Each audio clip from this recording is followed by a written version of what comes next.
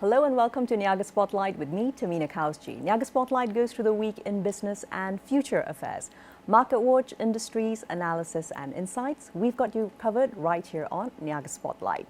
Well, this week on analysis, we're taking a deep dive into Malaysia's healthcare tourism sector. So a couple of quick facts to just establish the landscape before we move forth.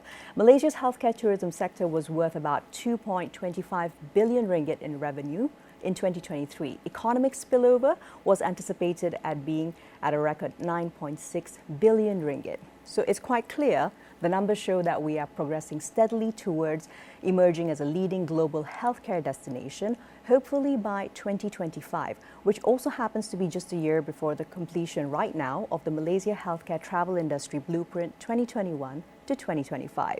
The mandate, of course, is to have Malaysia as the best Malaysia healthcare travel experience. And according to the Malaysia Healthcare Travel Council, or MHTC, which is an agency under the Ministry of Health, MOH, which stated that the country recorded close to 600,000 health tourist arrivals only for the first half of 2024. Now, MHTC also said that in comparison, Malaysia recorded more than 1 million total health tourist arrivals in 2023, which was once again up by a significant 15% from just 850,000 in 2022, which was also, of course, then related back to pandemic-related travel restrictions. So there is a great opportunity right now to discuss the role of public and private sector stakeholders within the healthcare travel ecosystem in not just maintaining but also expanding the Malaysian medical healthcare tourism sector. None other than Dr. Mohamed Ali Abu Bakar, CEO with the Malaysia Healthcare Travel Council, MHTC, joining me now in the studios for this very insightful discussion. Dr. Ali, good morning. Thank you so much for being with us here today. How are you? I'm fine. Thank you very much, Tamina, for granting me this opportunity to have a chat with you on this matter. Fantastic. I think it's extremely timely. We are already moving into the Q4 of 2024. So let's lay the landscape. And with the latest figures showing that we are doing very well indeed revenue-wise, tell me a little bit more about what this indicates from MHTC's perspective about the overall progress on the blueprint. So I think, as you rightly pointed out, we have a blueprint which was done to chart the course of health tourism from the year 2021 to 2025, right? We are now at the midpoint of the blueprint. Very surprisingly, last year, as you rightly pointed out again, we hit a number of 2.25 billion when it comes to health tourist revenue. So these are the actual revenue contributed by each of the hospitals. So it's not a speculation, it's not a assumption. Hard facts and figures, facts. Yes. So the multiplier effect of which you mentioned, 9.6, is actually be times by 4. So those components which is associated services of health tourism, for example, accommodation, for example, relating to their logistics, their travel, right? The food they eat, maybe they do some shopping. That's an estimate. Hopefully we can somehow garner some proper data to actually justify how much it contributes to the economy. So what we have seen is, from the 2.25 billion, the number of tourists is 1.4 million. 1.4 million people came to Malaysia, plus their relatives. It's not including their relatives. Each patient who comes usually brings around 3 to 4 people accompanying with them. Especially somebody who is a patient or potentially going into the medical system, they have to be accompanied usually. They have to be accompanied. Sure. So health tourism is a bit unique. Imagine a person who's not feeling well, right? And they feel that when they're not feeling well, they want to board a plane or board a ferry to come all the way to Malaysia, right? And for that particular journey, they need to be sure that the person they're going to meet, the doctor they're going to meet, the ambience where it happened provided to them, and also the entire ecosystem has to be something which is satisfying for them enough so they'll come again. So this is what health tourism is, and that's what MHTC is trying to strive to deliver to the people who are coming way far from Malaysia, right? So from MHTC point of view, we work very well, very hard with the service providers. So for us, there's no point of MHTC to exist if you don't get support from the people who work with. So who are our biggest partners? All the hospitals, you know? So the hospitals are amazing in Malaysia. They work very hard, they perform their services, they are filled with doctors of a very high quality, the infrastructure, and the provision of services which make this patient feel welcome. So these are the partners. So from the blueprint point of view, we identified 3 main areas how we actually improve the health tourism, the experience. Number 1 is called ecosystem. Right. Ecosystem refer to the person landing in KLI or in Jetty or anywhere, how this person actually is brought back to the hospital. Who do we work with? We don't only work with the hospitals.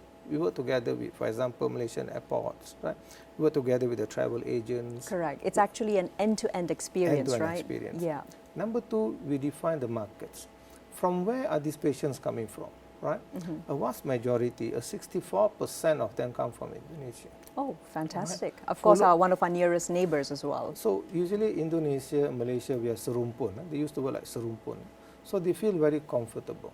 And they're very comfortable because they feel that coming to Malaysia is part of what they have been accustomed to. That's so right. they feel that they've been treated with respect and they trust. The issue of trust is very important. The doctors give them the trust they need to be taking care of their healthcare. Number 3, lastly, we look at in terms of branding.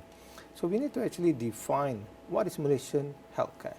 So the way we work is actually to make sure that people feel the element of narration of Malaysian healthcare is presented in a message in a manner that people understand and would like to come to Malaysia. I will explain to you later on in the subsequent questions. Exactly. And everything that you have shared with us so far, Dr. Ali, it's really pointing towards why, for example, Hong Leong Investment Bank, Berhad, HLIB Research, they actually have maintained an overweight perspective, quote unquote, towards the resilient long-term growth drivers. So with all of these in place, actually, would you mind sharing with us a little bit more about the flagship medical tourism hospital program? This was also launched sometime last year.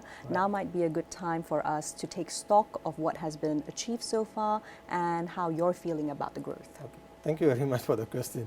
So you see, flagship medical tourism hospital is one methodology that we use to identify which hospital in Malaysia that we can proudly say this the hospital for medical tourism. Right. If you were to go to other countries, immediately one particular hospital comes to your mind. If you go to Singapore, there is one. If you go to Thailand, there could be another one. Malaysia, when you say which is the best hospital when it comes to medical tourism, there's many. Right. So the idea was, with the working with the government of Malaysia and Ministry of Health especially, we worked together, put our heads together to identify how can we actually come up with a proper methodology, very evidence-based, to actually coach and groom one of the hospitals to be the hospital that we can proudly say this flagship medical tourism hospital. So we started the project in 2022. So 16 hospitals applied. To a series of selection, we identified 4. These 4, actually, number 1 is, the ranking doesn't mean they're number 1, just out of 4. One is Island Hospital from Penang. Number 2, Sam Dabi Medical Center, Subanjaya Medical Center. Number 3 is Mahkota Medical. Number 4, IGN. So now we are at the 3rd phase. Third phase is called acceleration phase, and they are going to be evaluated based on 3 criteria. Number 1 is called medical excellence. They must have services which is par excellence in medical. Benchmarking. With the best in the world in terms of any specialty or any subspecialty, and they need to prove to us they have it. And we evaluate them in detail. Number 2, service excellence. The kind of service they provide across the entire ecosystem must be something that we can compare with the best in the world. Number 3 is international branding. It's not only they have to have the medical excellence, service excellence, how they brand themselves. And within the brand, we would like these hospitals to also do clinical research and publish the research so that we can say that the doctors who are performing there are somebody who actually really still working hard to further their interest in a particular field, evidence-based. So this is something we are trying to encourage the doctors in the private hospitals to do, and the hospitals per se as well. Exactly, and it sounds like the feedback mechanism is important. Correct. Because in addition to those who are, of course, medical tourists for specifically more time-sensitive procedures, there's also wellness tourism. There's also an increase and a growth in, for example, traditional Chinese medicine. And how are such also extremely lucrative and expanding sectors being developed, Dr. Ali? Tabina, thank you for the question. MHTC, there's something that we use in MHTC, we call it 145. Okay. Okay, maybe I can explain a bit. Absolutely, please. Okay, one, what's our vision? The vision of MHTC to be the healthcare destination, healthcare travel destination of the world. Means that D means the moment you mention healthcare travel, you think of Malaysia. Right. So Malaysia becomes second to none, right? That's the kind of oneness that we want. Number two, we have 4 focus areas. One area is called healthcare. Within healthcare, they are subdivided into 3 areas. One actually is modern medicine, allopathy that we're talking about. I'm a medical doctor, I'm a modern medicine practitioner, so modern medicine, orthopedic and all that. Number 2 is called wellness medicine. So we're working in the sphere of wellness medicine to identify how we actually work together within this sphere so we can showcase to the world that we have this. It's a bit of work because we need to define it and put the parameters well. Number 3 is called TNCM.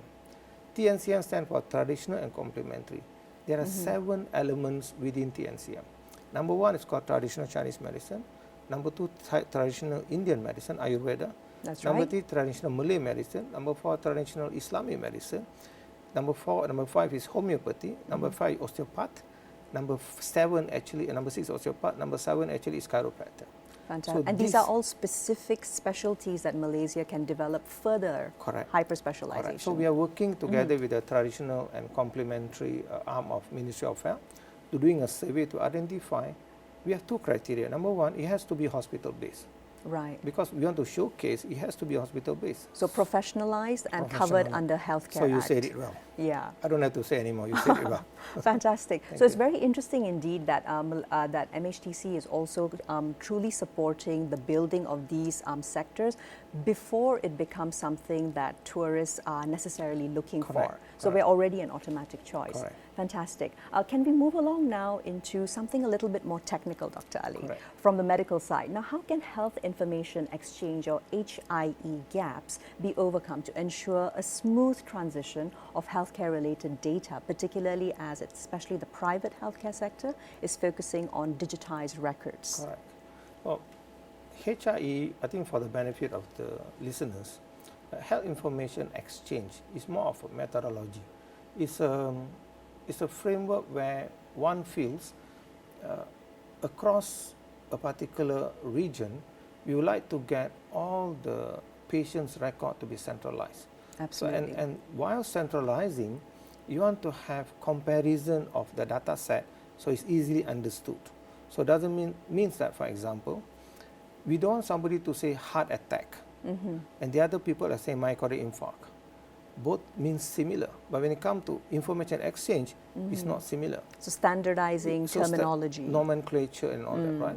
So this is something, this is like something that everybody aspire their country to have. But there are a lot of challenges into that. Because they, first and foremost, for you to get a proper exchange, especially health information exchanges, you need to have participants who are willing to share data. That's true. And when I also think of medical tourism specifically, of course, Indonesia, Serumpun, aside from that, what about overcoming the language barrier when it comes to medical records and translating them? Correct. So when it comes to Indonesia, we have a lot of people come from China. The first half of this year, we have seen a 3-fold increase in Chinese health tourists. So that may also have something to do with the visa-free. Visa-free, yeah. Absolutely. And a lot of contributing the Chinese positively. a lot of Chinese tourists comes here for IVF treatment, infertility treatment. So How that's interesting. that's what we found in the records, in the data that we analyzed the first half. So in terms of interpretive and understanding the culture, we call this in MHTC to an immersive culture experience. It means that the culture the patient's coming from, we need to replicate an environment within the hospital so that the patient feel they are immersed in their own culture. At the same time, we put some of the kebudayaan Malaysia into that. So this comes under our 4th pillar. Remember I told you the 4 focus areas? That's right. 1 is healthcare, number 2 is clinical offering, number 3 is tourism, number 4 is patient experience. Under the patient experience, this is what we are working together with the hospitals to develop that. So right now, a lot of them are speaking only Bahasa and English. Understood. So we are trying to work, we are working together with the hospital to persuade them. The Bahasa Indonesia has to be not simple Bahasa Indonesia, it has to be an all-encompassing kind of a bahasa Indonesia where the people who are speaking it is somebody who has native speakers. They need to hire these people. We have people, a lot of Bangladeshis are coming, so we need people who can speak the Bengali language, right? That's right. Working within the hospital. We are trying to attract Arabs. So we need to get people, not Arabs, Arabics, we have people from Tafiz.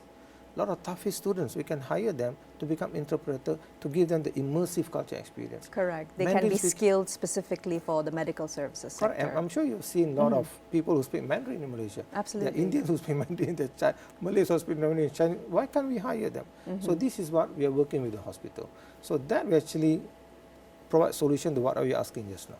Exactly. So what I'm actually seeing is that with sufficient collaboration and also intuitiveness to capture markets which are already growing, I think there's plenty of employment opportunities out there, especially for younger Malaysians, There right? are a lot of employment opportunities actually. Fantastic. Let's move into another really topical issue, Dr. Ali. We now go on to looking at patients' data privacy when it comes to the healthcare tourism sector.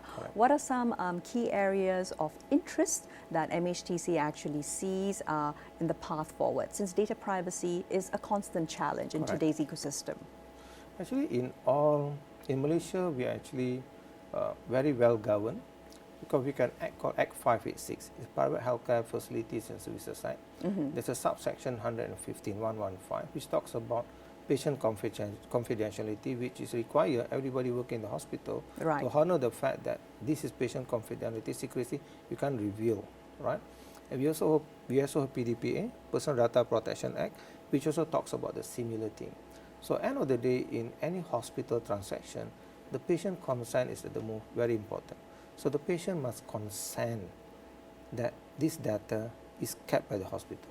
There's always a consent form. And the Act 586 talks about informed consent. So the patient must be full aware and understand why the data is being kept, why the information is being sought, and why it's being kept. So how it's going to be managed and handled. So all this is well taken care of by the government within the Act itself. And any thoughts, Dr. Ali, on how generative AI, Gen AI, and also big data is playing a role in ensuring that data privacy parameters are actually matching up to global standards in Malaysia? Correct. So generative AI, I think by definition, generative AI is talking about using machine language, using existing data to generate new data which is related back to the existing data. It's different from predictive, right? Very true. So when it comes to generative AI in terms of medicine, so what we're trying to do is there are a lot of areas where people are trying to work out certain models for it. For example, a person comes to see a doctor. He or she may have certain condition, maybe a 40 years old, with a tendency to have diabetes. And now he's coming with weakness, right? Right. So using generative AI, the doctor would actually have some indication with the help of a decision support system to actually come up with a provisional diagnosis or how to manage that particular patient at that level. So you are not using other data, you're using the patient's data. Their own data, but in a customized manner. Customized manner. When it comes to big data, most of the time, most of the hospitals or most of the informatics organization is they actually strip away all the patient identifiers, right? So you don't have the data referring back to a single person, right? But then again, the issue of consent is very important. The patient should know that the data will be used from that angle, right? So that's something that people must be aware of. I don't think a lot of organizations are aware of this. When you go to government, it's different. So when you go to government clinics, right, the data is owned by the patient, owned by the government. So the government have a right to take the data and make it, and with the consent of the patient, actually use it for predictive analysis. For example, they need to know in a particular town or area in Malaysia, there's a lot of hypertension or diabetes, so they can allocate the right resources. Exactly. If they don't have... Especially given our pretty heavy NCD burdens, right? Correct. Yeah. And coming back to the discussion we had earlier, where there's proper allocation of resources, right? If you don't have this kind of data analytics, right, how are we going to make policy decisions? So from the government angle is there, but the worrying part is how from the private side they're going to manage it. So from MHTC point of view, when you have an engagement with the CEOs of the hospitals, when you have engagement with our counterparts, we always the discussion of patient confidentiality, patient confidentiality, data confidentiality comes. So we always tell them that this act governs all of you. So to be very careful. Exactly. And that the patient actually owns the data. So you have to ask his opinion and permission for you to actually informed use. Consent, basically. Correct. Absolutely. And because we are on the issue of also allocation and provision, I would be remiss not to ask you and ask for a quick comment, Dr. Ali, on how best we can also look at allocating adequately within the public healthcare sector. Correct. Because it's also true at the same time, not only the rakyat of Malaysia, but also there are medical tourists who come in who also may be wishing to utilize the public healthcare facilities. Correct. And keeping up with actually some of the topical issues which include chronic staffing allocation. Correct. So when it comes to, I think I may not be the right person to talk about the government aspects, but if I can share some insight from the private side. Right? Most certainly, so yes. You see, in Malaysia, one thing good, one thing amazing about Malaysia, the way they actually manages the private hospitals is that there's a specified ratio which actually identify. For example, if you want to open an ICU, right, you need to have a ICU trained nurse per bed, right? If you want to open a medical ward, so you need to have a ratio of one staff nurse per certain number of beds, right? So because of that, when the private hospitals want to open additional ward, when they want to open additional building, for example, they want to build a new 16-story or 17-story, they are very careful. So they may want to build that 16-story, Sure. but when they want to open it up, they don't open the whole 16-story. So they work together very carefully, plan properly their human resource development. So they may actually, before even building the hospital, they may send a bunch of nurses to go for training, general degree. They may even send some nurses for post-basics.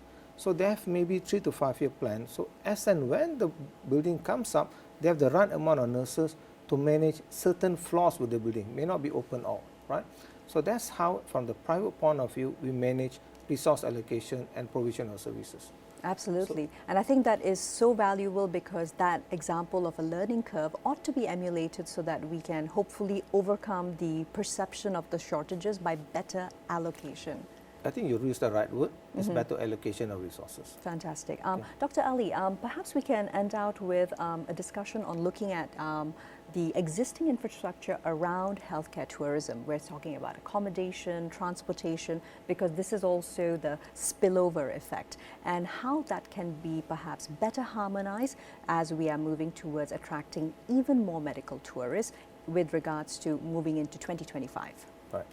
I think one of the, if I can say, I've been in the company Sure. for 9 months now. So what I learn and what I value from our partners is, from the hospital point of view, so they're actually providing the best kind of service for the health tourists. But there's an entire ecosystem surrounding it. So when the patient comes to the hospital where the patients are being managed, I think we are okay at that level. And of course, they're developing it further. But the challenge we have is, when how is a patient coming to the hospital? The flight, because some of the target markets, they don't have the connecting flight. And that's an issue we have to discuss. Number two, when they arrive in Malaysia, how are they being managed from the immigration point of view and all that? Fair enough. Right? Is there support at every step of the way? Yeah, so for us, MHTC, we have something called meet and greet services. The moment patient land, we have somebody waiting for them outside the boarding gate, outside the exit gate. Then we bring them through a fast lane immigration all the way to where they want to go. So we have that capability in 2 of the airports in Malaysia, which is KLA 1, KLA 2, right? So the other challenge we have is we have 1.4 million people coming to the hospitals, including their relatives. You can times by 3, easily around 7 million, right? Fair enough, yes. But the challenge is, who's actually taking care of them? Who's bringing them around to see the attraction in Malaysia? There's health, there's tourism. The tourism aspect. So this next couple of months or 1 or 2 years, especially for incoming Visit Malaysia 2026, we'll have to work more closer to with the tourist agents, with MOTAC, to make sure that these people are brought rightly maybe to see all the attraction in Malaysia. And lastly, if I can end, you see, we are living in Malaysia. Kebudayaan Malaysia is fantastic. We have so many ethnicities, right? Why is it not brought to the hospitals? So what we're going to do, we're going to have, I got to share this, tomorrow we're going to have an inaugural session where we are working with Prince Court Medical Center. Right. We are bringing culture of Malaysia into hospital. So we're going to have a small session, call all the health tourists who are patients there and all the patients. We're going to have Persembahan Malaysia. So in the next 2 years, we're going to do many of those. So we're going to work with all the other hospitals.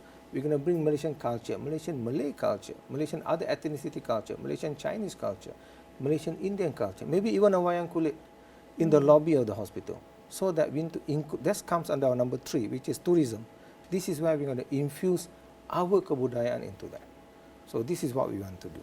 I think it actually sounds like the opportunity has not even been explored 20% perhaps for it to actually be maximized, right? Synergy. We are talking about synergy.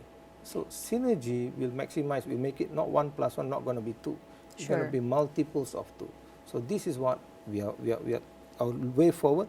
This is how we're going to augment and coordinate to make sure this thing happens. Exactly, because we're not only looking at an ecosystem being organic, but being quite intentional moving forward. It has to be deliberately planned.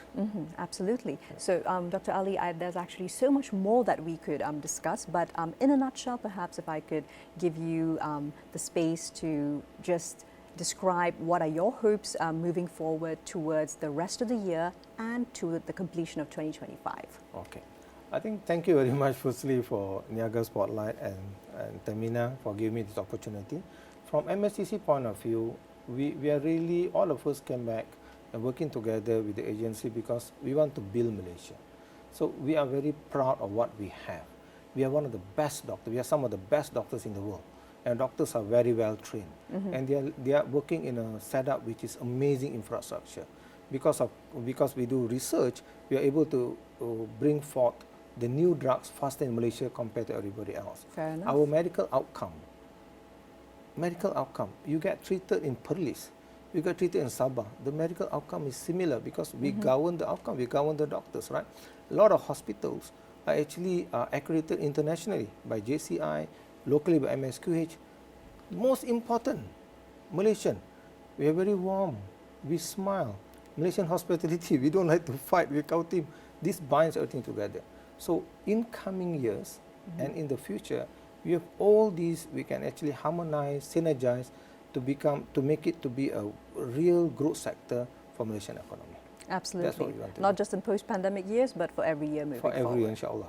Thank you. Thanks very much for being with us here on Niaga Spotlight. Thank you, Tamina, for this wonderful opportunity. Absolutely. Well, that's all we have time for today on Niaga Spotlight. I'm Tamina Kowsji signing off for now. We'll see you again next week with more business analysis and insights. Here's to a productive week ahead.